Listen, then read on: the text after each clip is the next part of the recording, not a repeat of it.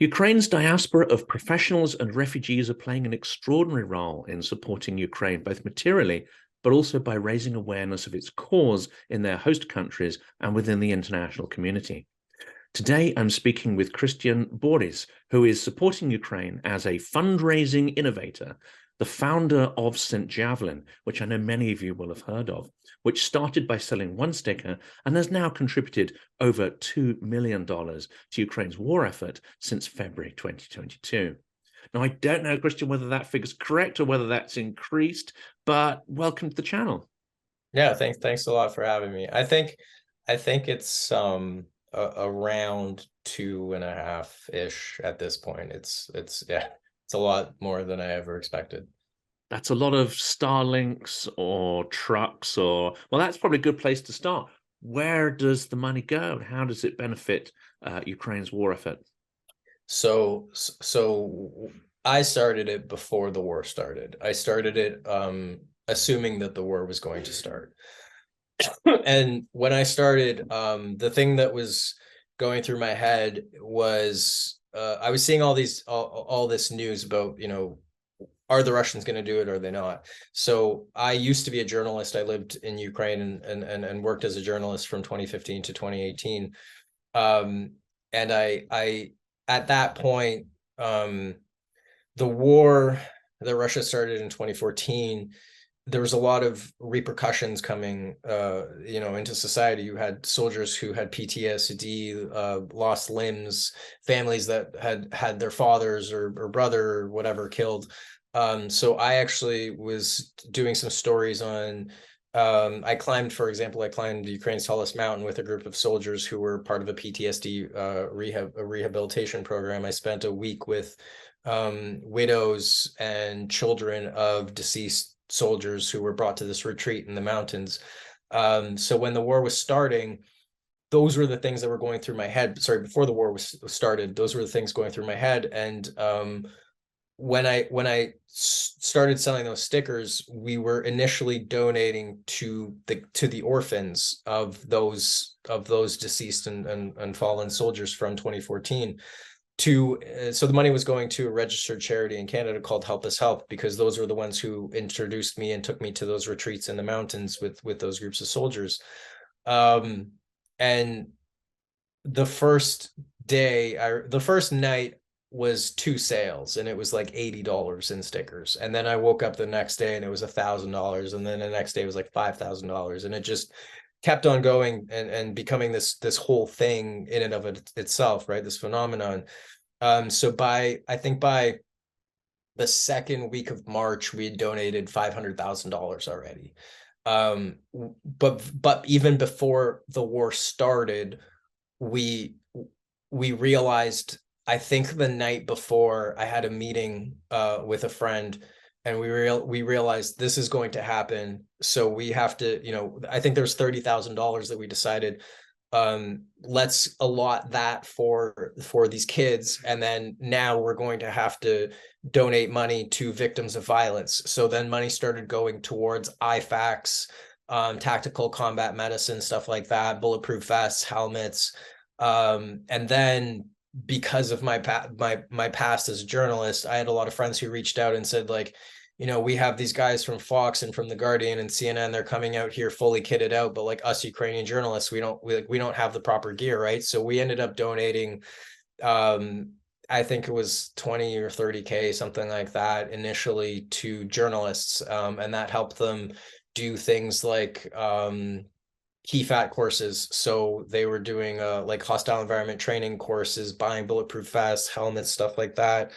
And then we got into drones. So we worked with United 24, which is President Zelensky's like media platform. I think we were one of the first organizations to do it. We ended up raising, along with partners at Ukrainian World Congress, I think we contributed ourselves 350,000, and then they contributed another 750 or something like that. So it was like $1 million in total that went towards drones, which ended up being, I think they were DJI Matrice, like these big like $10,000 drones, right? And then we realized that we had to start planning for for the winter. So I think it was August 2022, we realized, okay, this winter is going to be really hard because the Russians are hitting the electrical grid, and basically their plan is going to be destroy the will of the people over the winter. And we started planning a whole campaign, which ended up becoming something called Winter is Coming, which was kind of a ripoff of Game of Thrones. And we were able to raise $1 million from that, which we used to buy generators, winter jackets. So I remember we wired money, and the next day there was an 18-wheeler of generators going from the Netherlands to Ukraine. And like a month later, guys were messaging us and saying that those generators were the best generators that they had, and like stuff like that made me really proud of what we had been able to do. But from that winter campaign, we ended up buying like $200,000 worth of jackets and sleeping bags, and then it was like tactical medicine and stuff like that. So it went from humanitarian aid initially and then became primarily military. But within that as well, we donated to like the Azovstal POW funds. So we ended up spending a few tens of thousands of dollars with them, so that those guys who were coming back from the front could have like, you know, stuff that they came back to. Even I remember how simple it was. It was just like these boxes that they were giving them with like toothbrushes and shaving kits and some basic clothing and stuff like that. So we've touched a lot of different spaces. We didn't just stick to one type of thing, basically. And that's an interesting part of the way people have got involved right from the start of the war. I think it's not always easy to predict where the need's going to come from or where the next threats come from. But volunteers around the world seem to have been sort of very reactive, and they've used the feedback for people on the ground, like, well, we've got enough of this stuff. Now we need some more of this stuff. We've got enough first aid kits and whatever. Now we need something else. And that seems to me particularly Ukrainian, which is, governments move more slowly. Their planning is more slow. They don't necessarily plan for the detailed and the small stuff. So private enterprise steps in, individuals step in like yourselves. And that's one of the big features, I think, of Ukrainian resilience, isn't it? Yeah, it's really interesting. I in 2015, I did a story about a group of drone operators who were figuring out how to attach grenades to drones, to commercial drones, and also another group that was building big commercial drones. And these were just regular guys who'd realized that, hey, there's a need for this, right? So they figured out crowdfunding and stuff like that. Fast forward now, they actually develop some of the drones that the Ukrainian special forces, the SSO, uses. Those other guys now are the primary group of drone operators for the Ukrainian military. Like it's crazy to see how this conflict that started 10 years ago at this point, basically, right? I think that a lot of people just kind of tuned in last year, but the Ukrainians on the ground, like, they've had years and years and years of experience of how do we galvanize our own society to like care about this and understand how the logistics chain works. And then I think that the rest of the world, when they saw, quite honestly, like, I think it was so black and white, it was so evil versus good. That's why so many people around the world were drawn into this, right? And wanted to help in some way. So I think that the Ukrainians on the ground were able to tell the rest of people around the world, hey, this is what we need and this is why we need it. And they were very effective at that communication too, right? And there's an interesting intersection here, and I think that difference from 2014 to 2022, the world really was looking the other way. Especially after the initial peak when Crimea was invaded, and then Donbass got very confusing and messy, and it too complex and drawn out, perhaps for the media or for ordinary people to really focus on. But another aspect of it was that Russian propaganda narratives were winning.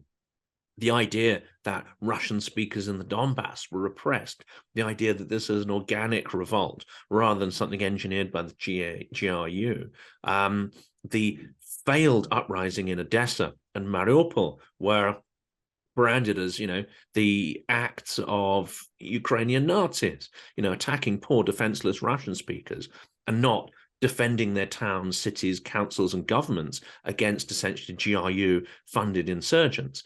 That has changed, hasn't it? And to bring that topic onto the idea of drones, not only is it an extraordinarily effective military strategy, everyone who is watching this conflict will also have seen the drone footage on a near daily basis. It's an extraordinary informational weapon as well. Yeah, I think that the lessons from 2014 to 2022 from the Russian disinformation side, the thing for me as a journalist looking back at that is that it seemed impenetrable. Like that narrative that the Russians put out that, hey, these were just little green men in Crimea. What was happening in Donbass, we had no part of it. It was just a local organic resistance. Farmers found these tanks in, local shops, and all these insane narratives now that you look back on it. But it was limited, right? Like Crimea, there weren't planes in the sky dropping bombs, right? It wasn't so dramatic. It was dramatic, but it wasn't as dramatic as what we saw last year and what we're seeing now. So I think that the world looked at it, and I know that, like, from the American side and from the European side, there really was a reluctance to get involved and escalate, right? And I think that that's why the Russian narratives were able to permeate and to win, and just to like seep into the conscience. And a lot of people just kind of decided, well, that's so far away. It's kind of meaningless to my life, and I'm not going to get involved. And I think that like people intuitively knew that the Russians were lying, right? Because like who else would it have been in Crimea? Who else would have orchestrated all this in Donbass? But then I think in 2022, it was so blatant. Like, I mean, the Russians finally did it as the Russians. They admitted what they were doing. That, Putin goes on and has this address and says, okay, we're going to denazify Ukraine.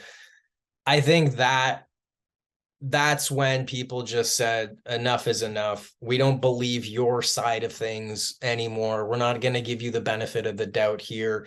And I think that that's when the pendulum swung towards Ukraine, and Ukraine was able to capitalize or leverage the narrative to have people support them, right? Not just your average citizen, but world leaders, which are the most important, because that's really what saved Ukraine, is all these world leaders basically saying, okay, enough is enough. We're going to send you guys the best anti-tank weapons. Now we're talking about F-16. Like it's crazy for me to see how far it's come, because as somebody who saw the war all the way back in 2015, I never ever thought that Ukraine was going to get any of this stuff. Like even the Javelin was something that seemed impossible for Ukraine to get, and now you're talking about F-16s. It's crazy for me to think about how far it's come, but I think it really comes down to people basically just said, enough is enough. We're not going to believe this Russian narrative anymore. Like, you've shown your true colors, right? And yeah, now I would say that they're on the defensive. And this is the biggest argument, isn't it, to countering those who I still see, unfortunately, saying, well, this is all NATO's fault, NATO expansion, blah, blah, blah, blah, blah. And it gives the lie to that, because, none of the weaponry that you've talked about, not even the defensive weaponry, like the Javelins, had been provided prior to the full-scale invasion. Then there was a bit of a rush to try and catch up. But even then, for the first few months of the war, it was largely defensive equipment on the assumption that Ukraine would fall. Yes, they're bravely resisting, but there's no way they can beat Russia. Russia's invincible. Russia's huge. Russia's this, that, and the other. And also, if Ukrainians hadn't shown their willingness to resist and their ability to push Russia back, it's kind of doubtful that this equipment would have been provided. Yeah, I think so. A friend of mine is Yevgeny Maloletka. He's the photographer for Associated Press who took the pictures in Mariupol.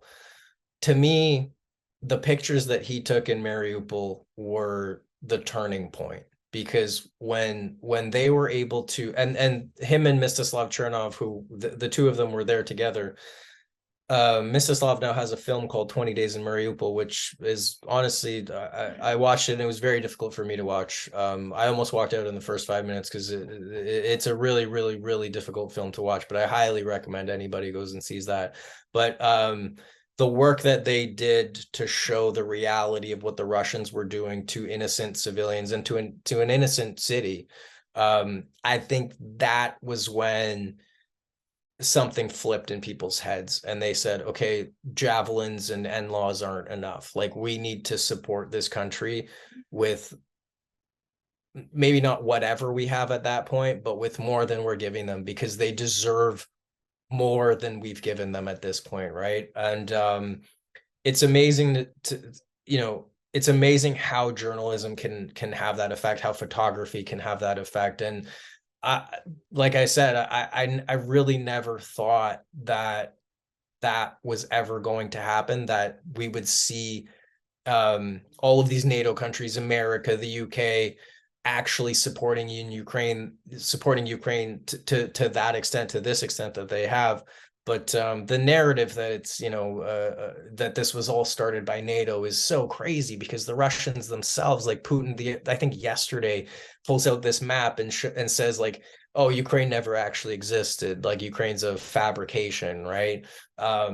That's what it's all about. They just don't think it's a country that should exist, and that's basically what it comes down to for them. And every other argument about how NATO started it, how we're defending ourselves against NATO, like, it's so, to anybody who looks at it logically and looks at the timeline of events, it's nonsensical, right? I mean, this is a country that was just sitting there trying to push in a Western direction for prosperity's sake. Like, most of the population wanted to be pushed into the EU, and then Russia up and decides that they're just going to invade. So I think people just saw through the narrative. That's right. And that map was an extraordinary moment, because it's quite clear, even on the stills from that video, that it says Ukraine, land of the Cossacks. It's it's evidence of Ukraine's existence. And of course, it's worth noting St. Petersburg isn't on the map, and the territory of St. Petersburg at that point was owned by Sweden. So not a great example for him to show.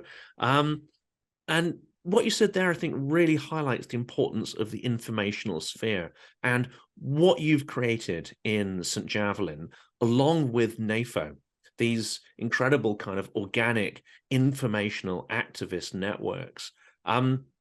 How do you think the importance of galvanizing Western support has been of what I would say the sort of two titans of the new popular informational warfare, yours and NAFO? I think that, I'll never understand the effect that we've had, but like maybe when I'm older and the history of this war is written more extensively, but it's unbelievable to me to see how many people in how many different positions we've been able to affect. I really think that what it came down to is that with Saint Javelin, it was an early symbol of support for Ukraine, right? It was something that, like, you could have the sticker, put it on your car, and it wasn't just about, like, hey, I'm sending money to Ukraine, but it was about showing other people that I support this country, right? It might be a weird analogy for some people, but I really think that what people were doing was kind of like sports, and they were supporting their team, basically, right? And they wanted other people to know that they were supporting their team. That's why not only Saint Javelin gear, but like thousands of organizations were creating Ukrainian t-shirts and all this kind of stuff, scarves, flags, whatever, and people were wearing it in droves. And I think that what we managed to do, or what we were a part of, is just to, like, bring eyeballs and bring constant attention. And at this point, most of the world's attention isn't on this anymore. But there is a core group of people who still really, really, really care about what's happening.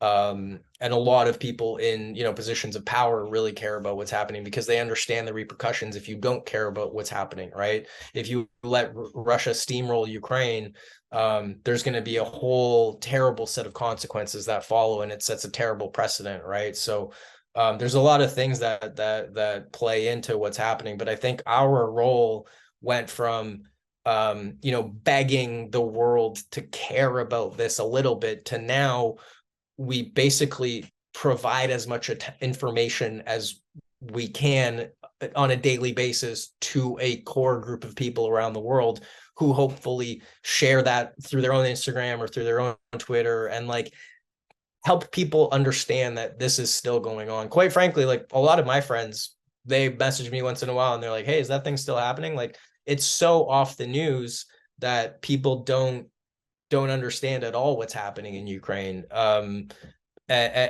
you can't blame them because it's been so long that it's hard to care about something that's happening thousands of kilometers away, right? So our job is just like keep grinding away on the information space and like keep explaining to people what's happening on a daily basis, and like pulling at those emotional heartstrings and stuff like that. So I think we continue to do a great job of that. And I think that I was going to ask one question, but I think what you said there, triggers another one, and that is that Ukrainians, despite the incredible achievement of going from a relatively misunderstood country or not understood at all, and really living in the shadow of Russia, have carved out an identity on the world stage.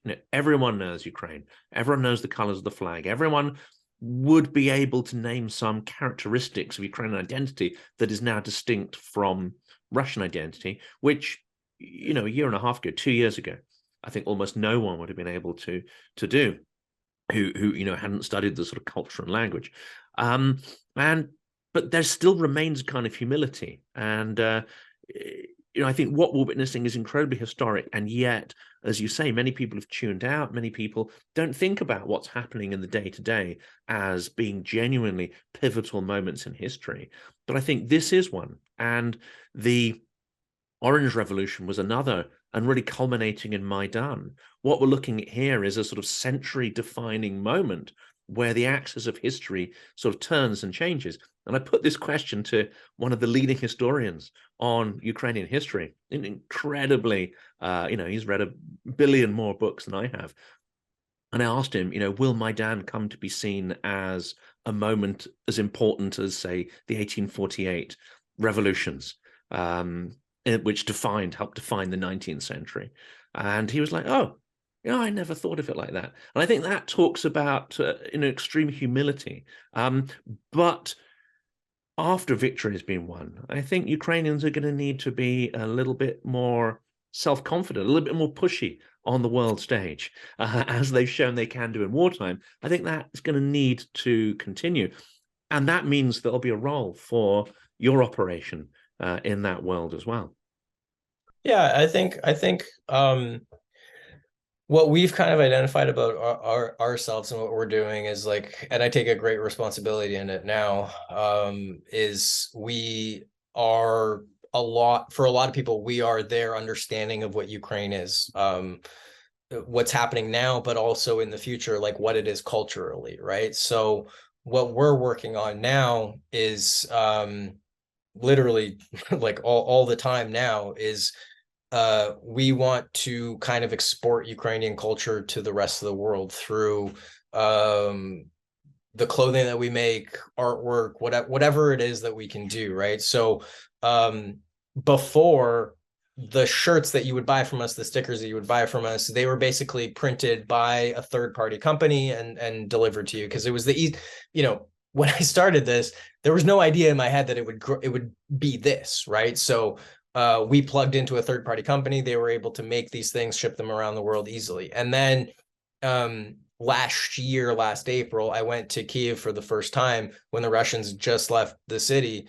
And I established Saint Javelin, the Ukrainian corporation. We did the legal paperwork, all that kind of stuff. And then I hired a head of production.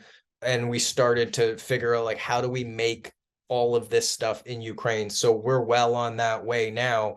And the first big thing that we're going to be doing in about 6 weeks is a collection called Crimea Beach Party, which everything there is made in Ukraine. So that collection, I was just editing the postcards for that collection last night, and I was looking at those postcards and I was thinking to myself, like, this thing that we're doing is going to, I mean, it's basically like a psychological campaign to educate people about what Crimea is, because to a lot of people, Crimea is just a piece of land. They have no idea where it is. They've never seen it. They've never been there.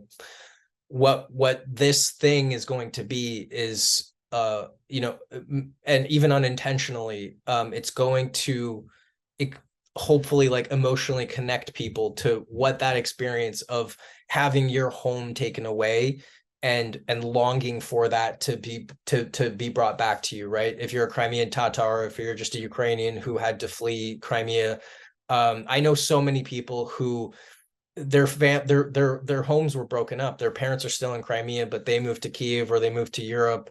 And you know, those stories and the story of what it's like for a Ukrainian who always would summer in Crimea and for a month, you know, they take a train from Lviv and go to Crimea and stay there for a month and stuff like that. Like they desperately want now for their kids to have that experience in Crimea and like to see Ukrainian Crimea again. So that collection will be the first thing that we do at a huge scale that's made in Ukraine, and that is like an export of Ukrainian culture that we put into the world. And hopefully we're able to do that over and over and over again in the future. But I think we all take a great responsibility in making sure that people see Ukraine in the way that we want them to see Ukraine, not just think about it as like this war-torn country, right? But see the beauty and the culture and all of that. So that's what we're working towards now, and hopefully for years and years and years to come, we can be part of that. And that's an interesting point as well. Again, as a former journalist, it'd be interesting to unpick this one. And the news seems to love black and white. It likes heroes, it likes villains, it likes victims and aggressors, actually, because that frames a very simplistic narrative. Ukrainians don't fit naturally, even those, and there are many, many hundreds of thousands who are victims of crimes, Russian crimes. It seems to me that no Ukrainian wants to be thought of as a victim. They want to be thought of as strong. They want agency. They want to be able to control their worlds. They want to be able to self-organize and do all those things that we now start to associate with Ukrainians. But there still is this tension, isn't there, between what the mainstream media wants in terms of its predictable narratives and what Ukraine needs and what Ukrainian people want to project into the world. Yeah, I think that they've had a ton. United 24 has actually done an amazing job of this, of like coining the term unbreakable. And I think that that's an amazing way to illustrate Ukraine, because and the Ukrainian spirit, because nobody gave this country a fighting chance when the Russians were invading, right? Everybody thought that the Russians thought it was going to be a 3-day war. There was no sense that Ukraine was going to get to this point. It's 450 days or plus at this point. And it's like, there's yes, there's heroes, there's villains, to a certain extent. It's like black and white, it's evil versus good, but it's been a year and a half almost, and it's been a roller coaster for Ukraine. Like the winter was incredibly difficult. Our team on a nightly basis was being hit by drones. We would be chatting in our text groups at 3 a.m. and still to this day that's still happening. So it's an emotional roller coaster for everybody there, and I think it's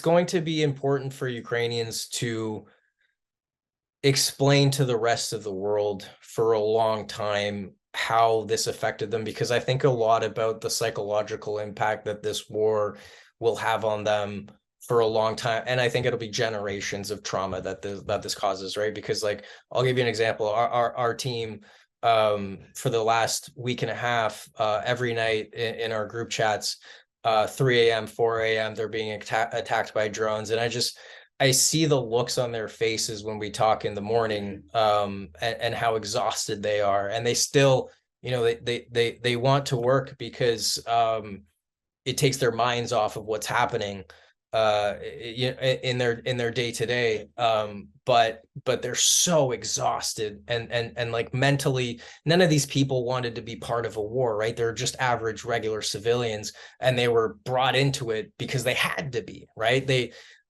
never intended to be heroes. A lot of people who are quote unquote heroes now, they were just mechanics or teachers or whatever it is. They never wanted to kill anybody, but they were forced to do it because the alternative was you be killed or your family be killed, right? So it's a really really difficult, obviously, like the last year and a half has been really difficult, but it's a really difficult road ahead for people as well, because once the violence ends, and this is something I learned back in 2015 when I was a journalist there, like when the violence ends, which it, for the most part, 2015 Debaltseve was the last big war event of the first iteration of the war, and then it was quiet. But that quiet was characterized by tons of PTSD, soldiers, young guys walking around limbless in Kiev, looking for meaning in their lives afterwards, right? And that was a 1/100th of the scale of what this is. So I think that it's going to be a long, tough road for Ukraine from here. And there's going to be a big requirement, not just for physical rehabilitation, which will be huge, and there are already some centers that are sort of pioneering treatments in that, but mental rehabilitation, mental health support, which has only barely got going. So do you see a role for Saint Javelin and future campaigns post-victory in addressing, as you say, that sort of generational psychological trauma? Yeah, I like, that's one thing that I'm really passionate about myself, is trying to be part of the like mental health awareness. Um, Unfortunately, still at this time, it's almost like if you put your efforts and focus and resources into that, um, you miss sight of the fact that you still have to win this war first. So you can't really rehabilitate people while they're still at war. Like, you have to be fully off of the front line and, back into a normal life before you can do that. So I would, we've had these discussions a lot, actually, and I would like us to, the majority of our funds to try to go towards that kind of rehabilitation, because our slogan is to we're in the business to rebuild Ukraine.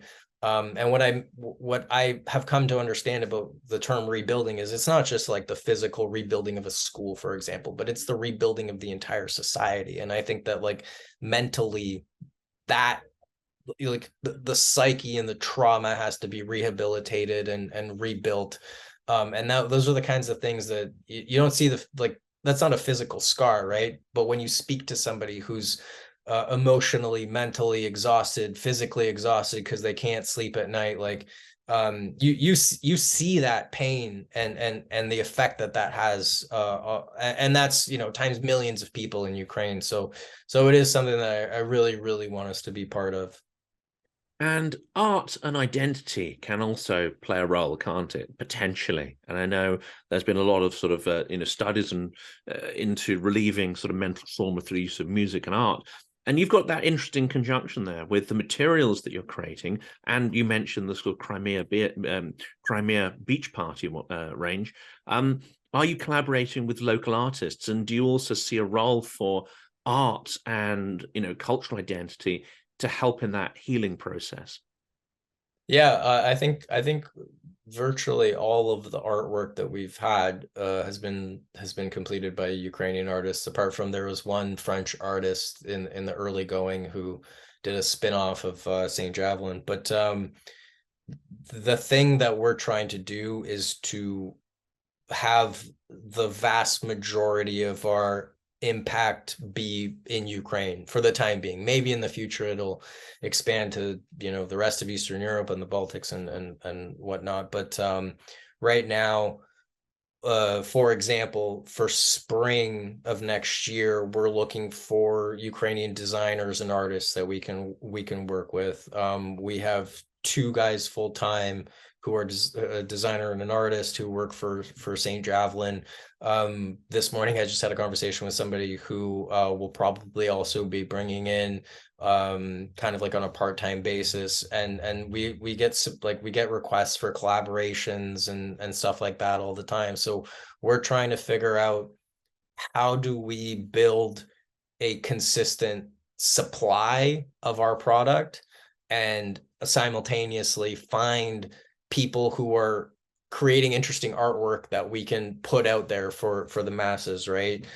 Because we, you know, like I mentioned before, I take a lot of responsibility in making sure that people see Ukraine in the right way. So we have been accused of being kind of like cringy and putting out designs that are just like, I don't even know what the English translation is for it, but it's kind of like, I guess you would say cringe, basically.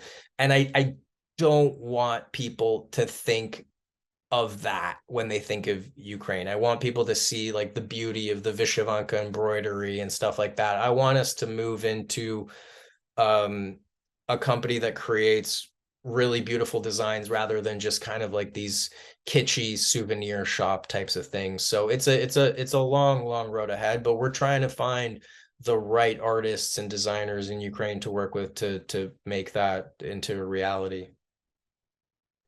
So you're moving from sort of ephemeral memes, which, you know, can pass pretty quickly. I mean, obviously there are classic memes which are fun to look at over and over, and you're moving into more durable sort of cultural products, let's say, you know, Yeah. actual art, and you're using Ukrainian artists to create those. Yeah, that's exactly right. The memes, you know, the memes, they don't, like, whenever the war ends, the attention, the memes, they'll dry up. What we're trying to do is to build something that is classic, sustainable, and like implants an idea and an image of Ukraine in people's psyche that we want. Like, we want them to see Ukraine in a specific way. We don't want people to see Ukraine as this like war-torn third world developing country. Like, if you go to Kyiv, you see, and if you have a perception of Ukraine of that way, then you go to Kyiv and you see what Kyiv actually is. It's a beautiful world-class city. Like, it's an incredible place, right? Tons of creativity, tons of smart young people. And we want to export that so people understand that that's what Ukraine is about, right? And I think that a lot of people now around the world have a different perception of like the unbreakable spirit of Ukraine and stuff like that. And hopefully working with these artists, they'll come up with ideas that, like, I'm not that guy, right? I can't come up with those ideas. I can just help try to get them out to people. But there's so much talent in that country that I hope we can just help them tell their story, basically. And as a sort of marketing guy, I have to ask, you know, the next question. And it's about how the interplay between that creative process, you know, the people planning and creating these assets, and I guess this is where perhaps we're more similar here, actually measuring how they perform and then recycling those insights into what you produce and what you plan. So without reading the secret sauce, you know, how do you use sort of stats and insights from sales and user feedback in order to, you know, plan the next set of materials and products? Yeah. We have once a week we just have a meeting to review like what people's suggestions are, what's been selling. We take a lot of feedback from customers, and a lot of people want us to, you know, I wish we could do all the things that people want us to do, but it's literally impossible, right? Some of the ideas are so outlandish, but super fun. But we have to think about like what is practical. So we look a lot at what the data is showing, what people are requesting us to make, and practical. And then also some of it comes down to just like, what is the story that we want to tell, right? Like, what direction do we want to be going in? So like I mentioned, we don't want to be known for this like crazy souvenir shop, potentially cringy thing. We want to actually become a brand. Like, I don't know if you know the brand Fjallraven from Sweden, but they are a brand that makes really, really, really great outdoor products. And there's just a hint of Swedishness to it, right? What if we can do something like that, but incorporate more artwork into it, more of a Ukrainian story into it, and be something that people around the world know. And maybe that's their touch point into Ukraine and understanding what Ukraine is more and more. We're still in our infancy, trying to figure that stuff out, but I think we have a good roadmap for it. And data plays a huge, huge role. And the last question, I think, touches upon something that is at the heart of Saint Javelin's success and NAFO, of course, and that is humor. And not just using humor, and as you say, in a sort of cheesy way, but actually tapping into a kind of organic, native humor and cynicism, which seems to be a key part of Ukrainian culture, and at sometimes, extremely dark sense of humor, which is very close to the British one, I think, as well. So it goes down very well here. Do you think it's going to be difficult, or actually quite natural, to be able to fuse humor into the direction you're taking with the artwork and creativity? I think this is actually something that we were talking about this week too. Humor is something that we can't ever get rid of, because naturally, like in our group chats when we're coming up with ideas and whatever, I guess the people on our team everybody brings some sense of humor to it, right? All of the memes that we make, they wouldn't have happened unless that was the case. So for example, with this Belgorod thing the other day, we made a meme where it was I think it was the second day of the war. President Zelensky filmed himself outside the presidential office, and he was saying, "I'm here, the prime minister's here, Yermak is here, blah blah blah." So we took that video and placed them in front of the Belgorod city sign, and we said, "We're here, our military's here, blah blah blah," and that went super viral. Like, we've done a ton of stuff like that, and that that really doesn't pertain to like the business side of what we're doing. Those are just things that we do as kind of like a feel good thing for our audience. They make us laugh, so we continue to do them. And I don't see a scenario in which we'll ever stop doing them. We actually like devote a lot of time to making stuff like that, probably like too much time. But I think, like, to your point about, the British sensibility, I think that a lot of people around the world have this kind of darker humor, and they really enjoy it, and they see that the Ukrainians have it. And it actually, like, we get a lot of messages from people who can't wait to visit Ukraine when the war is over. And I think that they'll see that when they go there, they'll experience that humor, and they'll kind of like fit right in, right? And they'll find a new European country that they'll actually like to visit a lot. And that's very welcoming to them. So I think that humor is something that you can really use to connect to a ton of people. And I think us, NAFO's done an amazing job of that, because there's so many creative people that are just contributing on their own. It's not like it's decentralized, right? So they've done an amazing job of putting out all these memes and stuff like that. And it's just something that, it's the best way to connect to people.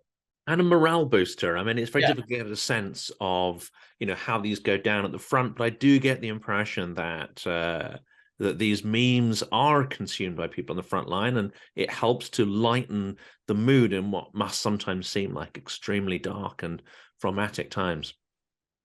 So Alexei Reznikov, the Minister of Defense, is a fan of Saint Javelin, and the first time he saw Saint Javelin, He said he laughed at it because he recognized it was a symbol of support, but it's also just a funny thing, right? It's a play on an icon, and you have the missile, and then we sent him Saint HIMARS and stuff like that, and it's a morale boost, and it's something that it's like a light at the end of the tunnel, right? Like there is it kind of symbolizes that there's a whole world behind you. It's not just you guys on your own.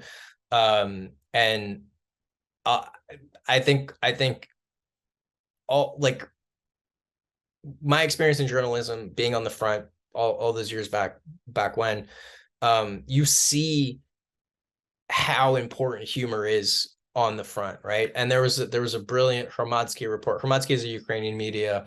Nastya Stenko is a Ukrainian journalist who was doing a report in Bakhmut at a hospital. They got shelled while she was doing her report, and one of the doctors doesn't even flinch, and then he laughs, and she said, like, why are you laughing? And he said, well, how the hell else am I supposed to get through all of this, right? It's just it's like a coping mechanism. And I think that when you lean into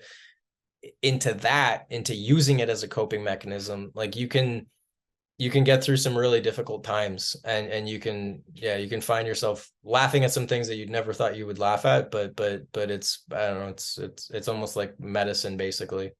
Well, and you've certainly been sort of delivering that medicine in bucket loads since the war began, for which we're incredibly grateful. And I should mention as well, because there's two interviews coming up, which I think tie in incredibly well with two things that you've mentioned on this. I am going to speak to one of the leading figures in Ukrainian tourism next week, Oh, because cool. that's a great way to rebuild the economy. So it's interesting you mentioned that.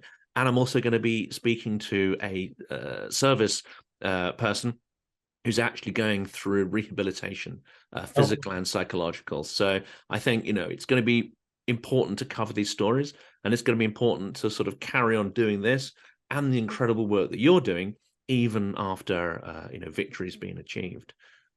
yeah, I think but both of those things are incredibly important. The tourism, I can tell you that from what we've seen from messages from people, there's going to be a huge influx of people who want to go see what this country is all about, because they've only heard about it or seen it in pictures or on social media, right? And they want to go, and they want to meet these people who they've seen on Twitter or on Instagram or whatever, and they want to see these cities.